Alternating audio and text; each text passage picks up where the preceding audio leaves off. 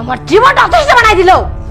4 মাস ধরে কিচ্ছু নাই, এই পঙ্গু স্বামী পালতে পালতে আমি অতিষ্ঠ হয়ে গেছি। খা খা বলতেছি, খা খা খাই, আমাকে উদ্ধার কর। এই পঙ্গু স্বামী নিয়ে আমি পড়ছি মহাযন্ত্রণায়। আমার সকাল থেকে রাত পর্যন্ত পঙ্গু স্বামী পালতে পালতে গেল। খা খা খা খা বলতেছি, আমার লাইফে সুখ শান্তি কিছু থাকলো না। ভাবছিলাম এত টাকা পয়সা জামাই বিয়ে করে হানিমুনে যাবো, দেশ বিদেশ ট্যুরে যাবো, শপিং এ যাবো, কিন্তু না, কিছুই হচ্ছে না। সব টাকা পয়সা যাইতেছে তোর চিকিৎসায়। মনে হয় কি বিষ খায় মেরে ফেলে।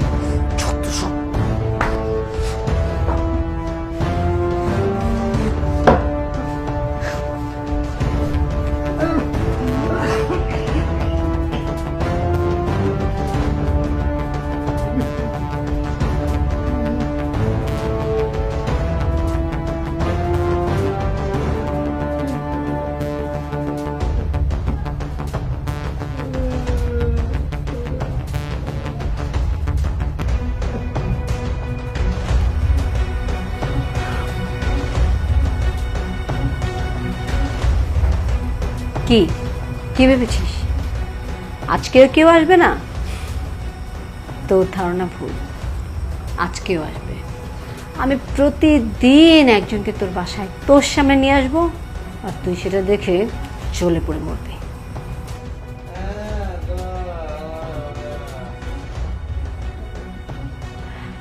হ্যালো জানু, কোথায় তুমি?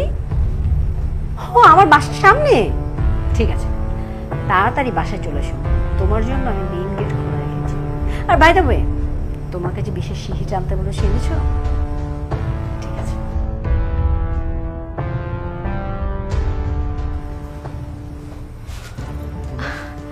চলে এসেছো? তুমি তো দেখছি সুপার ফাস্ট, এই জন্য তোমাকে আমার এত ভালো লাগে। কিরে প্রতিবন্ধী, ভালো আছিস? কই আমার সেই জিনিস কোথায়? এই যে এটা খেলতে ভুল করি। অরিজিনালটা এনেছো তো? হ্যাঁ, একদম মিশায় খালি দিলে খাওয়া। কি কেমন লাগছে? হ্যাঁ, আমার প্ল্যান চেনা গেছে? তোমারই কিন্তু ফ্রেন্ড, এত সহজে নিশ্চয়ই বলনি। যাই, শুভ কাজে না দেরি করতে নাই, তাড়াতাড়ি কাজটা সেরে ফেলি। তোর মতে অভাগা এই পৃথিবীতে আমার মনে হয় দ্বিতীয় কোনো ব্যক্তি নেই যে বউর হাতে নিজের জান দিয়ে দিবে।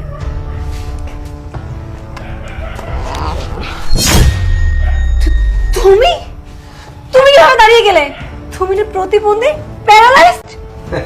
পঙ্গু ছিলাম, প্যারালাইজড ছিলাম 3 মাস আগে, এখন আর না। কি বলছো তুমি এসব?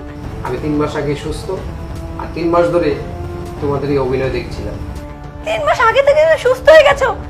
তাহলে তাহলে এই পঙ্গু নাটক কেন করলে? এই 3 মাস যদি আমি অসুস্থর অভিনয় না করতাম, তাহলে আমি জানতেই পারতাম না যে আমার বউয়ের প্রতিদিন একটা করে সঙ্গী লাগে। হায় রে মানুষ, তোমার মতো মানুষ পৃথিবীতে হয়?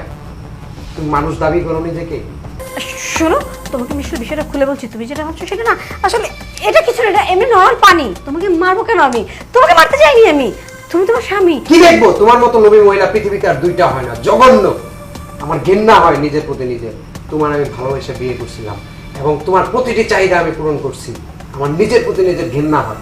আরে ও না হয় পরের মেয়ে, তুই তো আমার ছোটবেলার বন্ধু ছিলি, তুই কেন ওর কথায় রাজি হলি আর আমাকে মারার জন্য বিষের বোতল নিয়ে চলে আসলি? বাহ, তুই জীবনে কি পাসনি আমার কাছ থেকে?